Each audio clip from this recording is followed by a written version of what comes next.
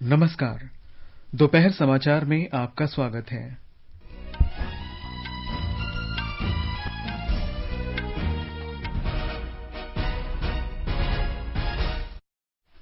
केरल के कोझिकोड हवाई अड्डे पर विमान दुर्घटना में 18 लोगों की मृत्यु।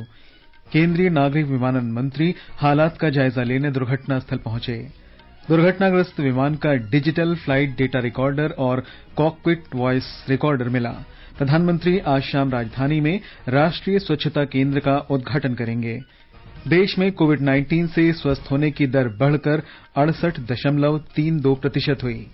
उत्तर प्रदेश के मुख्यमंत्री ने नोएडा में कोविड समर्पित 400 बिस्तर वाले अस्पताल का उद्घाटन किया। और भारत अगले वर्ष आईसीसी पुरुष T20 क्रिकेट विश्व कप की मेजबानी करेगा। महिला T20 विश्व कप 2022 तक स्थगित।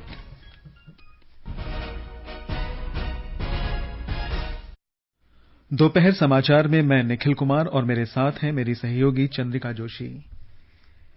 केरल के कोझिकोड हवाई अड्डे पर कल शाम हुई यात्री विमान दुर्घटना की विस्तृत जांच चल रही है। इस दुर्घटना में 18 लोगों की मौत हुई है और 160 से अधिक लोग घायल हुए हैं।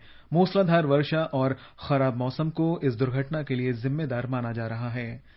नागरिक विमानन मंत्री हरदीप सिंह पुरी और विदेश राज्य मंत्री मुरलीधरन ने स्थिति का जायजा लेने के लिए दुर्घटनास्थल का दौरा किया। श्री पुरी ने नागरिक उड्डयन के वरिष्ठ अधिकारियों के साथ विचार विमर्श किया। श्री पुरी ने एक ट्वीट संदेश में कहा कि डिजिटल फ्लाइट डेटा रिकॉर्डर और दुर्घटनाग्रस्त हुए विमान का कॉकपिट वॉइस रिकॉर्डर प्राप्त कर लिया गया है। उन्होंने कहा कि विमान दुर्घटना जांच ब्यूरो इस दुर्घटना की जांच कर रहा है। मीडिया से बातचीत में श्री पुरी ने दुर्घटना में मारे गए प्रत्येक व्यक्ति के परिजन को 10 लाख रुपए और गंभीर रूप से घायल प्रत्येक व्यक्ति को 2 लाख रुपए और मामूली रूप से घायल प्रत्येक व्यक्ति को 50,000 रुपए की अंतरिम राहत देने की घोषणा की। We are working very closely with the state and central machinery to tide over this difficult situation and extend all possible support for the families of the deceased passengers and to provide all kinds of assistance to the injured passengers. I also appeal to others through your kind cooperation to send the message that everyone should show their solidarity in working together through this hour of need. राज्यपाल आरिफ मोहम्मद खान, मुख्यमंत्री पिनरई विजयन तथा राज्य के अन्य मंत्रियों और अधिकारियों का एक विशेष दल स्थिति का जायजा लेने के लिए कोझिकोड में है। दुर्घटनाग्रस्त एयर इंडिया का विमान वंदे भारत मिशन के अंतर्गत 191 यात्रियों को लेकर दुबई से कोझिकोड पहुंचा था। कल शाम 7:41 पर यह विमान उतरते समय हवाई अड्डे के रनवे से फिसलकर दुर्घटनाग्रस्त हो गया। दुर्घटना के बाद विमान के 2 टुकड़े हो गए। राष्ट्रपति रामनाथ कोविंद ने दुर्घटना पर गहरा दुख व्यक्त करते हुए प्रभावित लोगों और उनके परिवारों के प्रति संवेदना व्यक्त की। उपराष्ट्रपति एम वेंकैया नायडू ने भी हादसे पर गहरा दुख व्यक्त किया। एक ट्वीट में उन्होंने मृतकों के परिजनों के प्रति संवेदना व्यक्त की और घायलों के शीघ्र स्वस्थ होने की कामना की। प्रधानमंत्री नरेंद्र मोदी ने केरल के मुख्यमंत्री पी विजयन से स्थिति की जानकारी ली। उन्होंने मृतकों के परिजनों के प्रति संवेदना व्यक्त की और घायलों के शीघ्र स्वस्थ होने की कामना की। गृह मंत्री अमित शाह, विदेश मंत्री एस जयशंकर, विदेश राज्य मंत्री वी मुरलीधरन और भारतीय जनता पार्टी के सांसद केजे अल्फोंस ने भी दुर्घटना पर दुख व्यक्त किया है। केरल में इडुक्की जिले के राजामाला में कल हुए भूस्खलन से प्रभावित क्षेत्र में आज 5 और शव मिले हैं। इस दुर्घटना में मरने वालों की संख्या 22 तक पहुंच गई है। कल इडुक्की जिले में राजामाला में भारी भूस्खलन हुआ था। हमारे संवाददाता ने बताया है कि राहत और बचाव कार्य तेजी से चल रहे हैं और लगभग 43 लोगों के लापता होने की आशंका है। 12 लोगों को बचाया गया है जिन्हें नजदीकी अस्पताल में भर्ती कराया गया है। खराब मौसम के कारण राहत कार्यों में बाधा पहुंच रही है। प्रधानमंत्री नरेंद्र मोदी आज राजधानी में राष्ट्रीय स्वच्छता केंद्र का उद्घाटन करेंगे। ये स्वच्छ भारत मिशन के अंतर्गत अनुभवों का आदान प्रदान करने का माध्यम होगा। राष्ट्रपिता महात्मा गांधी को श्रद्धांजलि के रूप में प्रधानमंत्री नरेंद्र मोदी ने 10 अप्रैल 2017 को चंपारण सत्याग्रह के शताब्दी समारोह के अवसर पर पहली बार राष्ट्रीय स्वच्छता केंद्र की घोषणा की थी। इस केंद्र से देश के स्वच्छता अभियान से संबंधित विशेष दृश्य श्रव्य कार्यक्रम का लाभ लिया जा सकेगा। हमारे संवाददाता ने खबर दी है कि इस केंद्र में विश्व के इतिहास में सबसे बड़े व्यवहार परिवर्तन अभियान से संबंधित भारत की स्वच्छता यात्रा के बारे में बताया जाएगा।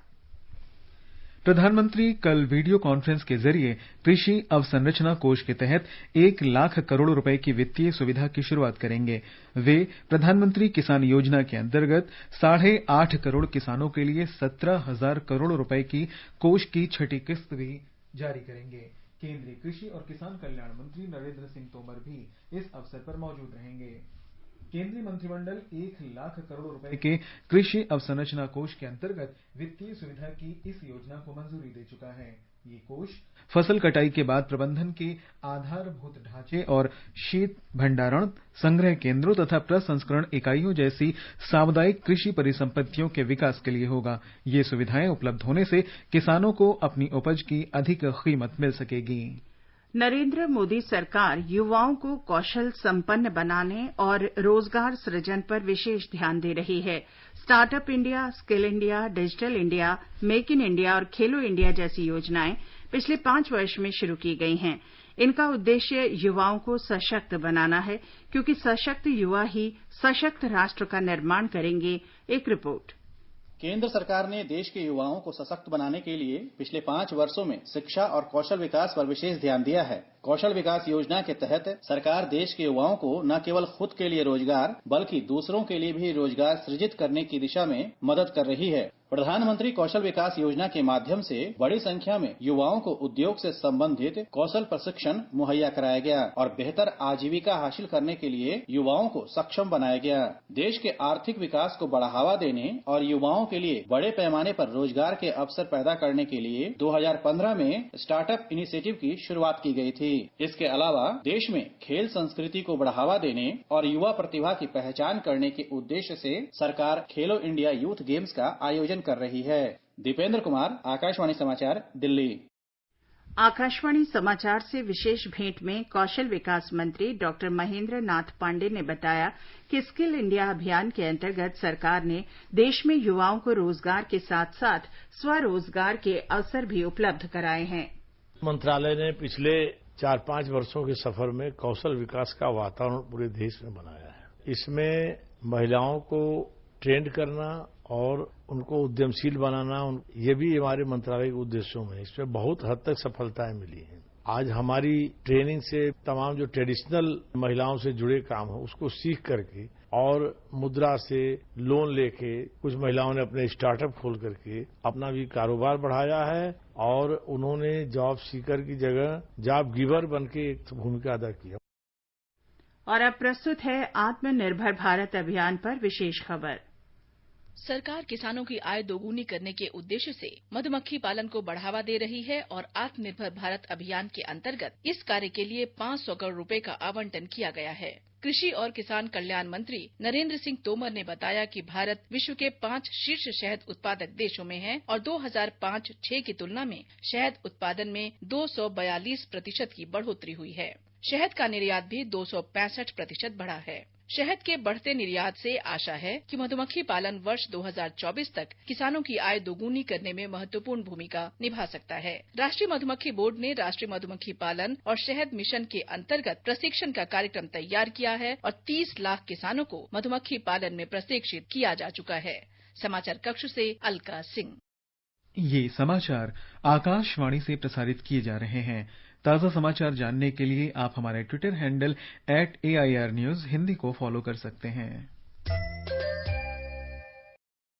ये आकाशवाणी है।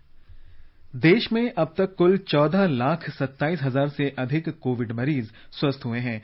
कोविड से स्वस्थ होने की दर बढ़कर 68.32% हो गई है।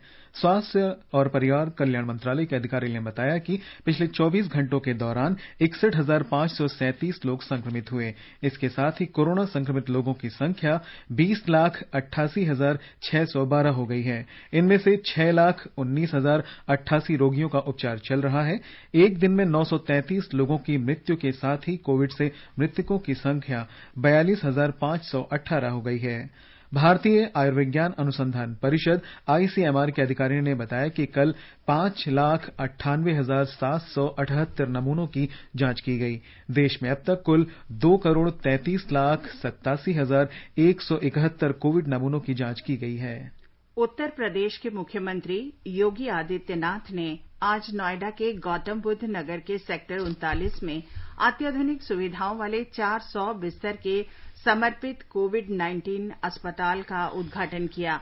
हमारे संवाददाता ने बताया है कि मुख्यमंत्री ने जिले में कोविड की स्थिति की भी समीक्षा की।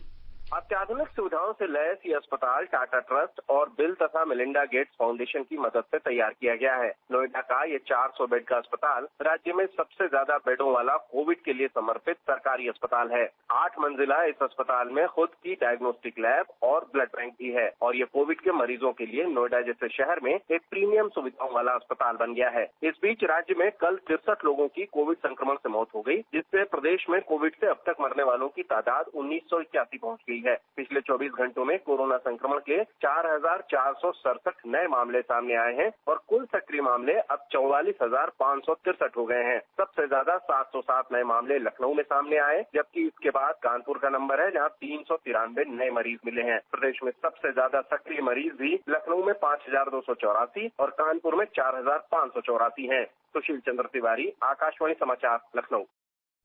पश्चिम बंगाल में कोरोना संक्रमण को फैलने से रोकने के लिए समूचे राज्य में आज सवेरे से संपूर्ण लॉकडाउन किया गया है। राज्य सरकार ने इस महीने 7 दिन लॉकडाउन करने का फैसला किया है। आज दूसरी बार लॉकडाउन किया गया। इसके बाद 20, 21, 27, 28 और 31 अगस्त को भी लॉकडाउन रहेगा। हमारे संवाददाता ने खबर दी है कि दुकानें और अन्य व्यापारिक प्रतिष्ठान बंद हैं, सड़कों पर वाहन नहीं चल रहे हैं।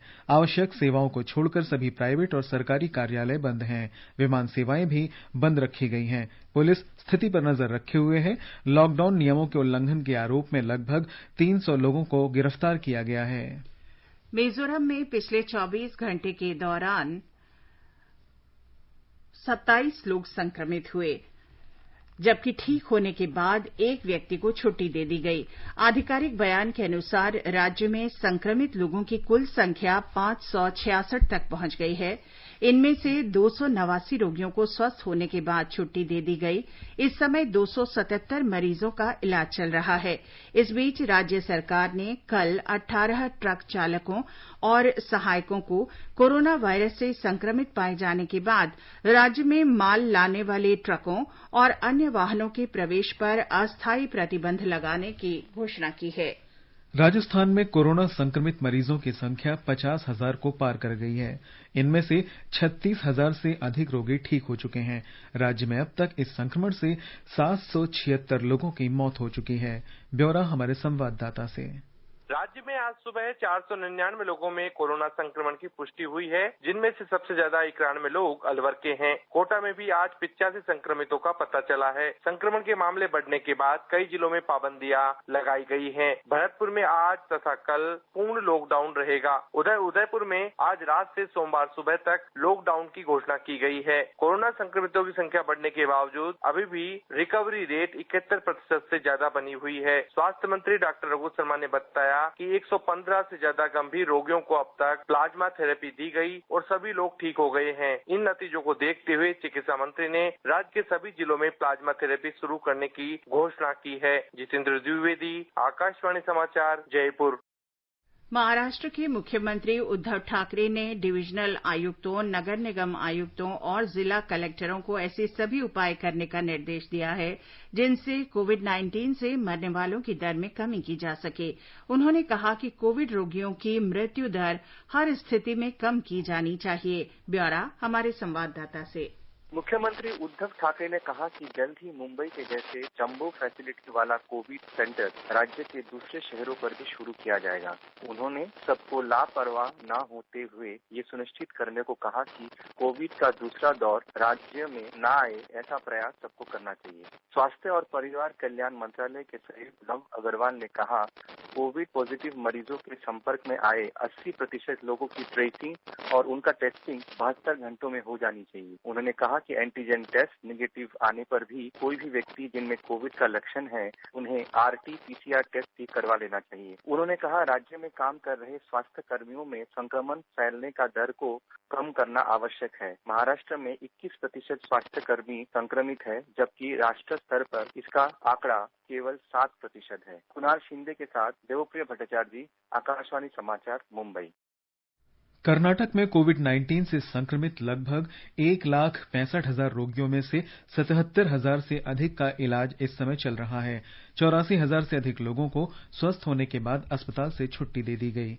राज्य में स्वस्थ होने वालों की दर 51.1% है, जबकि मरने वालों की दर 1.8% है।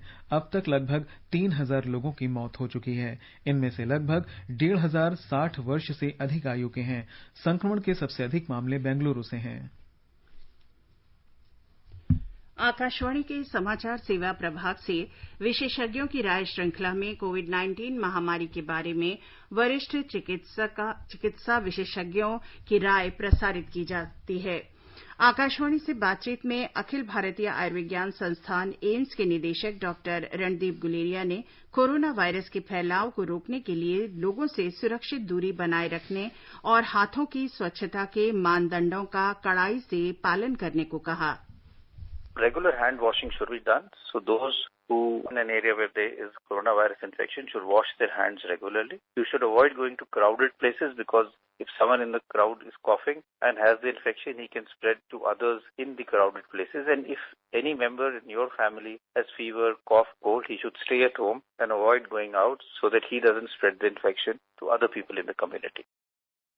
एम्स के ही श्वसन विभाग के प्रमुख डॉक्टर अनंत मोहन ने लोगों को बिना डॉक्टर की सलाह के हाइड्रोक्सीक्लोरोक्विन या मलेरिया रोधक दवा न लेने की सलाह दी। Please do not take medicines such as azithromycin, other antibiotics, antivirals or hydroxychloroquine or other antimalarials without a proper prescription by a doctor. Do not self-medicate. Akashvani का समाचार सेवा प्रभाग आज रात 9:30 पर अपने फोन इन कार्यक्रम में कोविड-19 पर विशेष परिचर्चा प्रसारित करेगा। लेडी हार्डिंग मेडिकल कॉलेज में मेडिसिन के प्रोफेसर डॉक्टर अनुपम प्रकाश इस चर्चा में भाग लेंगे। श्रोता टोल फ्री नंबर 1800115767 और 0112331444 पर फोन करके अपने सवाल पूछ सकते हैं। आगे बढ़ने से पहले मुख्य समाचारों पर एक नजर। केरल के कोझिकोड हवाई अड्डे पर विमान दुर्घटना में 18 लोगों की मृत्यु। केंद्रीय नागरिक विमानन मंत्री हालात का जायजा लेने दुर्घटना स्थल पहुंचे। दुर्घटनाग्रस्त विमान का डिजिटल फ्लाइट डाटा रिकॉर्डर और कॉकपिट वॉइस रिकॉर्डर मिला। प्रधानमंत्री आज शाम राजधानी में राष्ट्रीय स्वच्छता केंद्र का उद्घाटन करेंगे। देश में कोविड-19 से स्वस्थ होने की दर बढ़कर 68.32% हुई। उत्तर प्रदेश के मुख्यमंत्री ने नोएडा में कोविड समर्पित 400 बिस्तर वाले अस्पताल का उद्घाटन किया और भारत अगले वर्ष आईसीसी पुरुष T20 क्रिकेट विश्व कप की मेजबानी करेगा। महिला T20 विश्व कप 2022 तक स्थगित।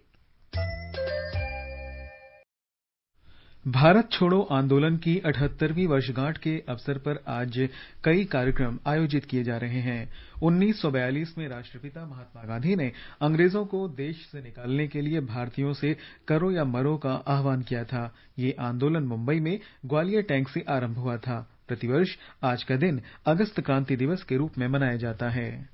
सूचना और प्रसारण मंत्री प्रकाश जावड़ेकर ने भारत छोड़ो आंदोलन दिवस पर स्वतंत्रता सेनानियों को श्रद्धांजलि दी है। श्री जावड़ेकर ने ब्रिटिश शासन से भारत को आजाद कराने के लिए दिए गए बलिदान को याद किया।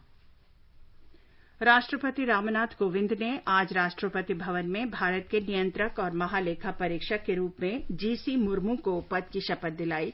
इस अवसर पर उपराष्ट्रपति एम वेंकैया नायडू और प्रधानमंत्री नरेंद्र मोदी उपस्थित थे। श्री मुर्मू ने इस सप्ताह के शुरू में जम्मू कश्मीर के उपराज्यपाल के पद से त्यागपत्र दे दिया था। जम्मू कश्मीर के नए उपराज्यपाल मनोज सिन्हा ने श्रीनगर सचिवालय में केंद्र शासित प्रदेश के प्रशासनिक सचिवों के साथ उच्चस्तरीय बैठक की। बैठक में उन्होंने भ्रष्टाचार को कतई बर्दाश्त न करने पर जोर दिया। प्रदेश में युवाओं को ध्यान में रखकर बनाए गए कार्यक्रमों और नीतियों को लागू करने तथा आम लोगों तक पहुंच बढ़ाने पर भी बल दिया गया। उपराज्यपाल ने ग्रामीण क्षेत्रों में संपर्क की सुविधाएं बढ़ाने और स्वास्थ्य देखभाल सुदृढ़ करने की आवश्यकता पर भी जोर दिया। उपराज्यपाल ने कहा कि वे राजधानी शहरों जम्मू और श्रीनगर के आधुनिकीकरण तथा बंद पड़ी परियोजनाओं को पूरा करने के कार्य को प्राथमिकता देंगे। उन्होंने कहा कि उनका प्रशासन गरीबी दूर करने और आजीविका संबंधी कार्यक्रमों के जरिए समाज के सभी वर्गों के उत्थान पर जोर देगा। श्री मनोज सिन्हा ने प्रशासनिक सचिवों से जनता की सक्रिय भागीदारी से बेहतर तौर तरीके अपनाने और सुशासन का लक्ष्य हासिल करने को कहा। उन्होंने प्रशासन से दक्षता लाने के लिए टेक्नोलॉजी के उपयोग की भी सलाह दी। उपराज्यपाल ने युवाओं की आवश्यकताओं को ध्यान में रखते हुए उनके लिए खेल कूद की बेहतरीन सुविधाएं जुटाने और उन्हें युवा केंद्रित कार्यक्रमों के जरिए उत्पादक गतिविधियों में लगाने पर भी बल दिया। उपराज्यपाल ने शिक्षा नीति में सुधार करने और व्यवसाय परक शिक्षा पर भी जोर दिया ताकि प्रदेश में उद्योगों तथा उद्यमिता को बढ़ावा मिल सके। उन्होंने स्वास्थ्य देखभाल प्रणाली को और मजबूत करने तथा इसे देश की बेहतरीन प्रणाली बनाने पर बल दिया।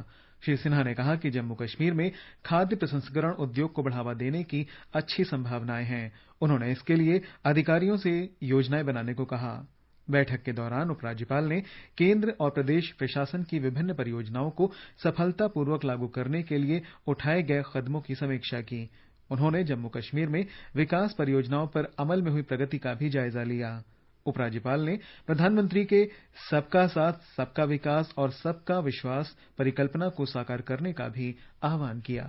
केंद्र शासित प्रदेश जम्मू कश्मीर में कल कुपवाड़ा जिले के करनाह, चौकीबल और नौगाम क्षेत्रों में नियंत्रण रेखा के पास पाकिस्तानी सेना की भारी गोलाबारी से एक व्यक्ति की मौत हो गई और 5 लोग घायल हो गए हैं। घायलों में एक महिला की हालत गंभीर है। सेना के वरिष्ठ अधिकारी ने बताया कि पाकिस्तानी सेना ने एक बार फिर संघर्ष विराम का उल्लंघन करते हुए गोलीबारी की और मोर्टारों से गोले दागे। भारतीय सेना ने इसका मुंहतोड़ जवाब दिया। मध्य प्रदेश में भारतीय जनता पार्टी के नेतृत्व वाली राज्य सरकार ने एक नया मंत्री समूह गठित किया है जो कमलनाथ के नेतृत्व वाली पिछली कांग्रेस सरकार के फैसलों पर पुनर्विचार करेगा। इससे पहले मई में शिवराज सिंह चौहान के नेतृत्व वाली भाजपा सरकार ने पिछली सरकार के फैसलों की समीक्षा के लिए एक मंत्री समूह गठित किया था। राज्य के सामान्य प्रशासन विभाग ने कल एक आदेश जारी किया जिसमें नए मंत्री समूह के गठन की जानकारी दी गई है। इस बीच राज्य कांग्रेस के प्रवक्ता भूपेंद्र गुप्ता ने मंत्री समूह के सदस्यों को लेकर सवाल उठाए हैं। ये समाचार हमारी वेबसाइट newsonair.com और हमारे मोबाइल ऐप newsonair/hindi पर भी उपलब्ध हैं। दोपहर समाचार में आपका फिर स्वागत है। बिहार में बाढ़ की स्थिति में कोई सुधार नहीं हुआ है। 16 जिलों के 72 लाख से अधिक लोग बाढ़ प्रभावित हैं। दरभंगा, मुजफ्फरपुर, पूर्वी चंपारण और सारण जिलों में स्थिति अब भी गंभीर बनी हुई है। ब्यौरा हमारे संवाददाता से। रेल पटरी पर पानी होने के कारण दरभंगा समस्तीपुर रेलखंड पर ट्रेनों का परिचालन अब तक बहाल नहीं किया जा सका है। पानी की तेज धार में कई जगह सड़कें टूट गई है, जिसके चलते वाहनों का परिचालन रोक दिया गया है। पिछले 24 घंटे के दौरान बाढ़ से जुड़ी विभिन्न घटनाओं में 41 लोग अपनी जान गंवा चुके हैं। 7.5 लाख हेक्टेयर क्षेत्र में लगी खड़ी फसल को नुकसान पहुंचा है। राज्य सरकार ने कहा है कि नुकसान के आकलन के बाद किसानों को मुआवजा दिया जाएगा। इस बीच एनडीआरएफ और एसडीआरएफ की 33 टीम राहत और बचाव कार्य में जुटी हुई है। 5 लाख से अधिक लोगों को सुरक्षित स्थानों पर पहुंचाया जा चुका है। 10 लाख से अधिक लोगों को सामुदायिक रसोई के जरिए भोजन उपलब्ध कराया जा रहा है। आकाशवाणी समाचार के लिए पटना से कृष्ण कुमार लाल। कर्नाटक में लगातार हो रही वर्षा और नदियों के बढ़ते जलस्तर से 11 जिले प्रभावित हुए हैं। केंद्र सरकार ने राज्य प्रशासन से कहा है कि अंतरिम राहत के तौर पर उन लोगों के लिए 10-10 हजार रुपए जारी किए जाएं जिनके मकान बारिश या बाढ़ से क्षतिग्रस्त हुए हैं। स्थिति के आकलन के बाद सरकार ने घोषणा की है कि जिन लोगों के घरों को बड़ा नुकसान हुआ है उन्हें 5 लाख रुपए, जिन मकानों को मामूली नुकसान पहुंचा है उन्हें 3 लाख रुपए और जिन मकानों में छोटी मरम्मत की आवश्यकता है उन्हें 50,000 रुपए का मुआवजा दिया जाए। ब्यौरा हमारे संवाददाता से।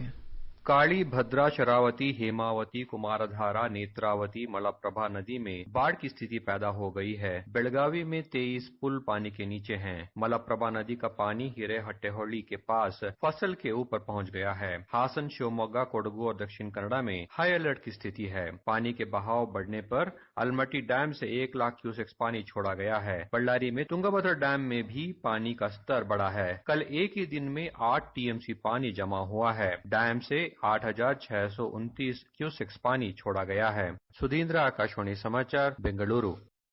और अब एक नजर देश के विभिन्न भागों में आज के मौसम पर। राष्ट्रीय राजधानी दिल्ली में बादल छाए रहने और हल्की वर्षा होने की संभावना व्यक्त की गई है। न्यूनतम तापमान 29 डिग्री सेल्सियस रिकॉर्ड किया गया। अधिकतम 36 डिग्री सेल्सियस रहने का अनुमान है। मुंबई में आमतौर पर बादल छाए रहने और सामान्य वर्षा होने का अनुमान व्यक्त किया गया है। न्यूनतम तापमान 26 डिग्री सेल्सियस रहा। अधिकतम 31 डिग्री सेल्सियस के आसपास रहेगा। चेन्नई में भी बादल छाए रहने का अनुमान है। तापमान 28 से 36 डिग्री सेल्सियस के बीच रह सकता है। कोलकाता में आमतौर पर बादल छाए रहने और 1 या 2 बार गरज के साथ बारिश होने की संभावना व्यक्त की गई है। तापमान 26 से 29 डिग्री सेल्सियस के आसपास रहने का अनुमान है। उत्तर की ओर चलें तो केंद्र शासित प्रदेश जम्मू कश्मीर के जम्मू में न्यूनतम तापमान 27 डिग्री सेल्सियस रहा, जबकि अधिकतम 33 डिग्री सेल्सियस तक जा सकता है। आंशिक रूप से बादल छाए रहने और गरज के साथ बौछारें पड़ने या धूल भरी आंधी चलने की संभावना व्यक्त की गई है। श्रीनगर में न्यूनतम तापमान 22 डिग्री सेल्सियस दर्ज किया गया। अधिकतम 32 डिग्री सेल्सियस के आसपास रहेगा। लद्दाख में दोपहर बाद या शाम के समय आंशिक रूप से बादल छाए रहने के आसार हैं। तापमान 18 और 32 डिग्री सेल्सियस के बीच रहने की संभावना है। गिलगित में तापमान 19 और 37 डिग्री सेल्सियस के बीच रहने का अनुमान है। आंशिक रूप से बादल छाए रहने और गरज के साथ बौछारें पड़ने या धूल भरी हवाएं चलने के आसार हैं। गुवाहाटी में आमतौर पर बादल छाए रहने और वर्षा होने की संभावना व्यक्त की गई है। तापमान 26 और 34 डिग्री सेल्सियस के बीच बने रहने का अनुमान है। समाचार कक्ष से अंजू सेठिया। अंतर्राष्ट्रीय क्रिकेट परिषद आईसीसी ने इस बात की पुष्टि की है कि कोविड महामारी के कारण स्थगित T20 पुरुष विश्व कप 2020 का आयोजन अब 2022 में ऑस्ट्रेलिया में होगा। पूर्व योजना के अनुसार भारत T20 पुरुष विश्व कप 2021 की मेजबानी करेगा। आईसीसी ने न्यूजीलैंड में महिला विश्व कप 2021 फरवरी-मार्च 2022 तक स्थगित करने का भी फैसला किया है। आईसीसी T20 पुरुष विश्व कप 2021 का फॉर्मेट 2020 के लिए निर्धारित फॉर्मेट की तरह ही होगा और इसके लिए क्वालीफाई कर चुकी सभी टीमें भारत में 2021 विश्व कप में भाग लेंगी। आईसीसी T20 पुरुष विश्व कप 2022 के लिए क्वालिफिकेशन प्रक्रिया नई होगी। स्थगित आईसीसी महिला क्रिकेट विश्व कप का फॉर्मेट 2021 विश्व कप के निर्धारित फॉर्मेट की तरह ही होगा। इसके लिए 5 टीमें पहले ही क्वालीफाई कर चुकी हैं और ये टीमें 2022 विश्व कप में भाग लेंगी। महिला विश्व कप की 3 टीमों के चयन के लिए वैश्विक क्वालिफिकेशन प्रतिस्पर्धा इस वर्ष जुलाई में श्रीलंका में होनी थी, लेकिन इसे कोविड के कारण स्थगित करना पड़ा। अब ये क्वालिफिकेशन प्रतिस्पर्धा 2021 में होगी। आईसीसी के T20 विश्व कप स्थगित करने के फैसले के बाद भारतीय क्रिकेट कंट्रोल बोर्ड ने इस दौरान इंडियन प्रीमियर लीग आईपीएल की तिथियां घोषित करने का फैसला किया है। आईपीएल 19 सितंबर से 10 नवंबर तक संयुक्त अरब अमारात में होगा। आईपीएल के बाद भारतीय टीम ऑस्ट्रेलिया जाएगी। श्रीलंका में महिंदा राजपक्ष कल देश के नए प्रधानमंत्री के रूप में शपथ लेंगे। बुधवार को हुए आम चुनाव में उनकी पार्टी को शानदार जीत हासिल हुई और अपने सहयोगी दलों के साथ पार्टी ने संसद में 2/3 बहुमत प्राप्त किया। शपथ ग्रहण समारोह कोलंबो के पास एक प्राचीन बौद्ध मंदिर में होगा। महिंदा राजपक्ष को उनके छोटे भाई गोताबाया राजपक्ष शपथ दिलाएंगे। अन्य मंत्रियों को अगले सप्ताह कैंडी में एक समारोह में शपथ दिलाई जाएगी। महिंदा राजपक्ष 2006 से 2015 तक देश के राष्ट्रपति रहे। और अंत में मुख्य समाचार एक बार फिर। केरल के कोझिकोड हवाई अड्डे पर विमान दुर्घटना में 18 लोगों की मृत्यु। केंद्रीय नागरिक विमानन मंत्री हालात का जायजा लेने दुर्घटना स्थल पहुंचे। दुर्घटनाग्रस्त विमान का डिजिटल फ्लाइट डेटा रिकॉर्डर और कॉकपिट वॉइस रिकॉर्डर मिला। प्रधानमंत्री नरेंद्र मोदी आज शाम राजधानी में राष्ट्रीय स्वच्छता केंद्र का उद्घाटन करेंगे। देश में कोविड-19 से स्वस्थ होने की दर बढ़कर 68.32% हुई। उत्तर प्रदेश के मुख्यमंत्री योगी आदित्यनाथ ने नोएडा में कोविड समर्पित 400 बिस्तर वाले अस्पताल का उद्घाटन किया। और भारत अगले वर्ष आईसीसी पुरुष T20 क्रिकेट विश्व कप की मेजबानी करेगा। वहीं महिला T20 विश्व कप 2022 तक के लिए स्थगित। इसके साथ ही दोपहर समाचार का ये अंक समाप्त हुआ। नमस्कार।